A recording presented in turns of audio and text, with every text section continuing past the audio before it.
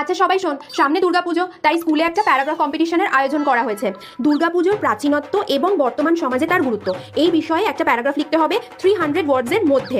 যারটা সব থেকে ভালো হবে তারটা আমাদের স্কুলের ম্যাগাজিনে ছাপানো হবে, আর তার জন্য থাকবে একটা স্পেশাল প্রাইজ। তোরা সবাই শুনে নিয়েছিস? যারা যারা নাম দিবি মনে করবি তারা কিন্তু এক্ষুনি নামটা দিয়ে দে।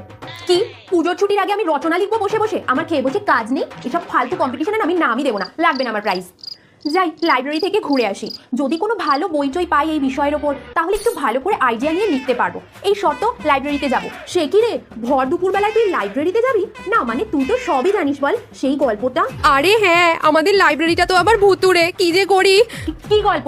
ওসব ভূত টুত হয় না। ভূতে তো আর টপার বোঝে না, যদি ঘাড় মটকে দেয়। শোন না, বলছি তুই একটু যাবি আমার সাথে? না মানে অনেকগুলো বই একসাথে আনবো তো, একার দ্বারা হবে না, সেই জন্যই বলছি, আর কিছু না। বুঝেছি, ভয়ে তোর হাঁটু কাঁপছে। নাকি টপার, ভিতুর ডিম একটা। চল যাচ্ছি।